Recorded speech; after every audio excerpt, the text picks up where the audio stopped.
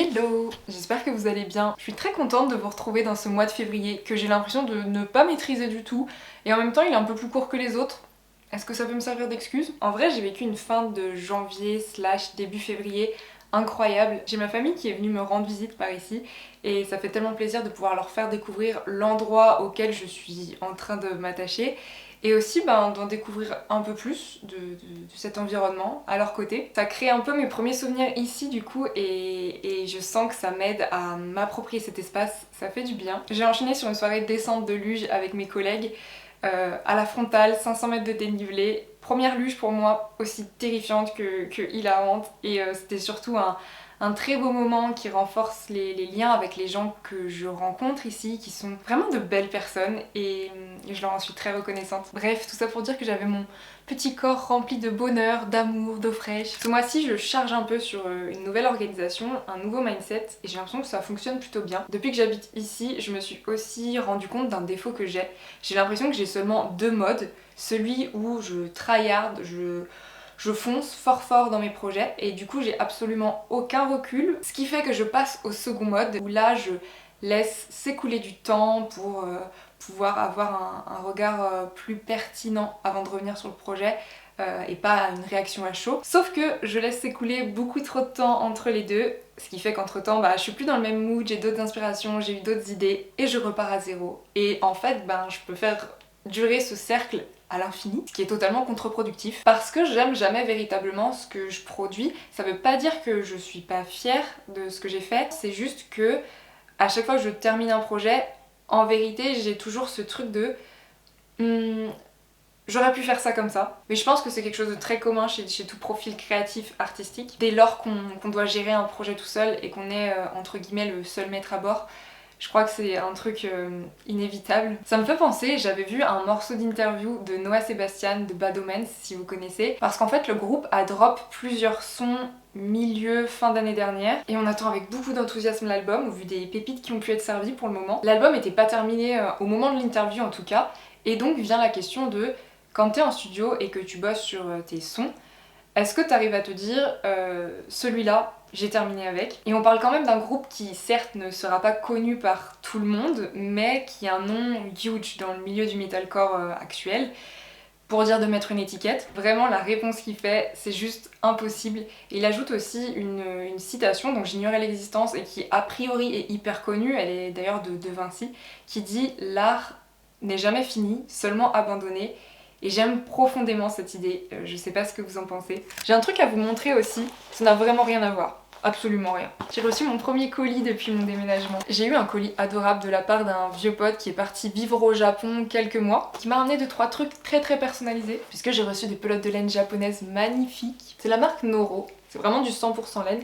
Il m'a pris 3 teintes différentes qui sont elles-mêmes nuancées. Je sais pas trop comment on appelle ce type de laine, mais en gros, pendant le travail, la couleur du fil change.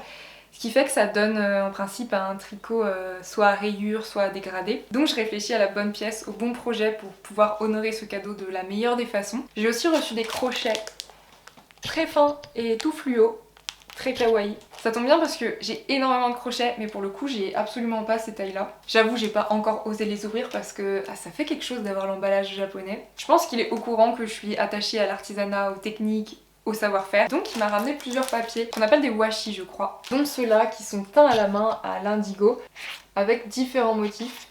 C'est trop chouette parce que je viens d'une formation design matériaux spécialisée en textile et celles et ceux qui savent, il y a une grosse partie du travail qui consiste à créer des motifs, donc ça me rappelle énormément les workshops à l'école. Deuxième petit paquet, ce sont des momi washi, des papiers froissés aux couleurs traditionnelles japonaises de ce qui m'a été dit. Pareil, ça me rappelle les recherches de texture quand j'étais en première année parce que j'ai eu une phase très obsessive autour du travail de la surface, de son toucher, de la manière dont elle reflète la lumière. Alors je suis très sensible à ce genre de petites choses. Et rien à voir, mais sachez que ça me rend si heureuse. J'ai reçu l'album d'un groupe que je kiffe énormément. C'est très particulier parce que c'est un groupe de garage punk japonais des années 90.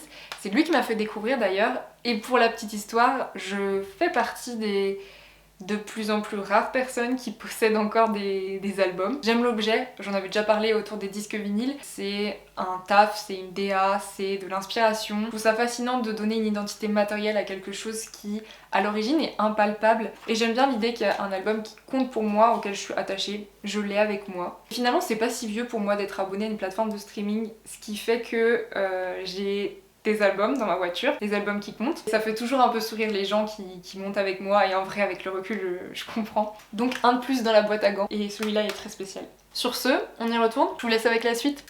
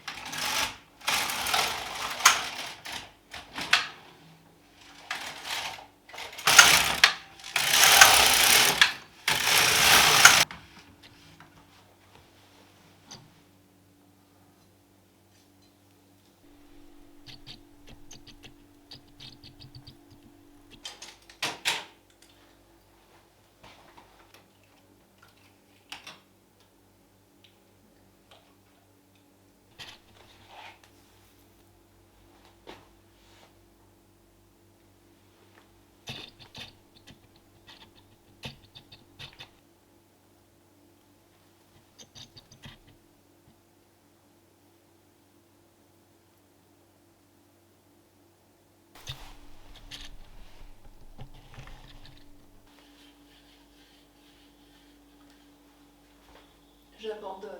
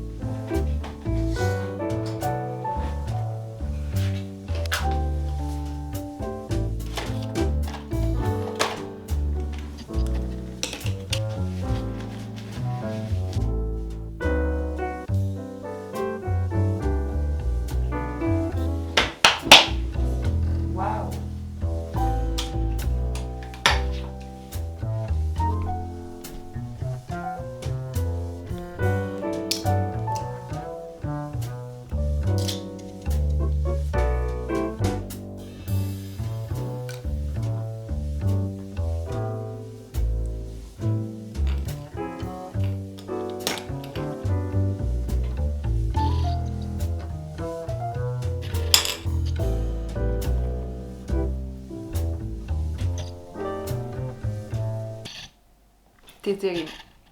Horrible. J'arrive pas du tout à avancer sur cette idée. J'enchaîne désastre sur désastre. J'y ai cru en plus. Faut que j'arrête mes bêtises. Stop. Ok.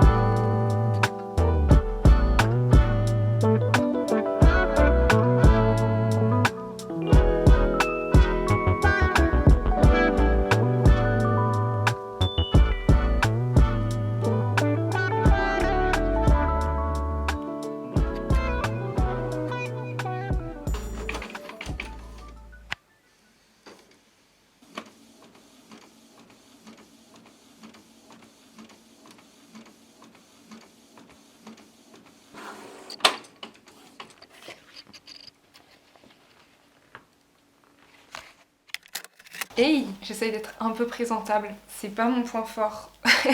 Nous sommes samedi 21 février et je ne sais pas si la vie essaye de me faire passer un message, mais je n'ai plus de chauffage et mon ordi fait écran noir. Donc voilà, dans le doute, je vais rester prudente ce week-end. À part ça, j'ai partagé en story Instagram les petites étiquettes produits que vous m'avez vu fabriquer en tout début de studio vlog et je suis super contente parce que vous avez l'air d'avoir apprécié, donc c'est hyper encourageant. Ça m'a fait penser que je devrais me remettre à partager beaucoup plus mes work in progress et mes recherches en story Instagram, parce que je dois avouer que je suis très absente ces derniers mois, alors que c'est vraiment bien d'avoir des réactions, des interactions, et en plus je trouve que ça peut être chouette de partager aussi par là-bas mon processus et là où j'en suis dans mon travail. Pour revenir sur l'étiquette, qui peut sembler être une étape anecdotique quand on prend l'ensemble du projet dans sa globalité, mais ça faisait un bon moment que j'avais envie de revenir dessus. Je voulais la retravailler à la fois pour la rendre plus pratique pour moi, mais aussi pour la mettre à jour et tant qu'à faire retravailler son design. Parce que oui, chaque petite chose nécessite un travail de design et ce qui fait que chaque petite chose devient assez rapidement un mini projet en soi dans le fait d'avoir un shop. En tout cas quand on le fait de manière indépendante, en solo, et quand on prend toutes ces étapes, qu'on les met les unes à la suite des autres, et ben à la fin ça fait un gros job et en même temps j'adore ça. Dans ce qui est plus off, j'ai aussi pu faire une petite session photo avec les pièces que j'ai retravaillées le mois dernier, donc que vous avez déjà vues, que entre temps j'ai pu valider et d'ailleurs j'ai commencé les déclinaisons de couleurs. Comme d'hab, il a fallu avoir recours à la cultissime technique du retardateur que personnellement je déclenche avec le pouce de mon pied. Faut pas parler de pied en plus sur internet je crois. Ça faisait si longtemps que j'avais pas fait de photos et c'est toujours aussi peu agréable de devoir se confronter à moi-même, à ma tête. Mais on fait avec ce qu'on a à disposition et l'important c'est que la pièce soit correctement visible, je crois. Donc en gros j'avance de ce côté-là, bien que ce mois-ci j'ai quand même eu à me confronter à quelques échecs. Est-ce qu'on peut dire des fiascos carrément, je pense. J'avais à cœur et j'étais plutôt optimiste dans mon projet tricot à partir de ce fil de lin qui est cultivé dans le nord-ouest de la France et filé dans la Creuse. J'ai déjà souvent travaillé avec ce fil. Avec mon ancienne machine et beaucoup à la main au crochet. J'ai fait un projet avec auquel je suis très attachée qui est le pantalon écaille puisque c'est le premier projet que j'ai fait quand j'ai décidé de reprendre la création dans mon coin en solo. En plus d'être matérialiste, je suis sentimentale, donc c'est ce fil-là ou rien en fait. Plus sérieusement, la fibre de lin consomme bien moins que le coton. Et en l'occurrence, c'est une matière locale, donc ça la rend vraiment trop intéressante et c'est une vraie belle matière à travailler. Sauf que malheureusement, j'ai beau persévérer, essayer d'ajuster, essayer de comprendre pourquoi, comment, cette fois-ci, j'y arrive pas. J'arrive pas à la travailler comme je le voudrais. Explication très simple, dont je suis consciente depuis le début, en tout cas je pense, c'est que le fil est particulièrement fin sur une machine dont les aiguilles sont plutôt grosses, donc faites pour des fils moyens, plus dans le standard des pelotes qu'on trouve dans le commerce pour le travail à la main. Sauf que normalement il vaut mieux dans ce sens-là que l'inverse. En tout cas c'est ce que je me suis dit. Mais peut-être que j'en demande un peu trop pour ce coup-là, et tant pis. Ça me brise le cœur, mais tant pis. Comme je suis une personne particulièrement acharnée, bien sûr que j'ai prévu de continuer les essais, mais je fais une petite pause parce que je crois que là l'objectif c'est vraiment de me concentrer sur la maîtrise de la construction d'une pièce, d'approfondir mon apprentissage, de solidifier mes compétences avant de chercher tout de suite à aller taper dans les limites de la machine et de me lancer dans des expérimentations douteuses. C'est la voix de la raison qui parle, j'essaye de grandir, mais à tout moment, vous savez, je repars au combat. Et puisqu'on parle de carnage, petite pensée à mes breloques, mes pendentifs en étain. Toujours pas pour cette fois, c'est la deuxième fois que je parle de cet échec dans un studio vlog. Et qui sait, peut-être qu'un jour on réussit ensemble. En vrai, j'étais un peu contrariée d'enchaîner les ratés ce mois-ci. J'ai quand même décidé de continuer de filmer. Mais c'était pas hyper simple parce que d'abord il y a la déception et puis aussi je me suis dit mais ça sert à quoi? Je fais nimp. Est-ce que vraiment je continue de poser ma caméra? De la même manière que je me suis questionnée sur ce que je filmais, par exemple la session échantillonnage, je me suis dit est-ce que c'est une bonne chose de filmer ça? Est-ce que c'est pas un peu ennuyant parce qu'il n'y a pas de produit fini? Puis finalement je me suis dit que c'était important, pour moi en tout cas, de garder ça parce que sur tout ce que je fais, sur tout ce que je tente, il y a une grosse partie qui ne me mène nulle part. Donc ouais, c'est complètement représentatif que de montrer ça aussi en un sens. De toute façon, j'avais rien d'autre à proposer étant donné que je suis visiblement dans une période de flop. Pour autant, je reste super motivée, donc tout va bien. J'espère juste que cette vidéo vous aura fait passer le temps, qu'elle est agréable à regarder. Comme d'habitude, je tiens à vous dire un grand merci d'être là, de m'accompagner par ici. Je vous invite à liker, à laisser un petit mot, à vous abonner si le cœur vous en dit. C'est un soutien énorme pour moi, donc voilà. On se revoit très vite. Prenez soin de vous. Bisous. Ciao.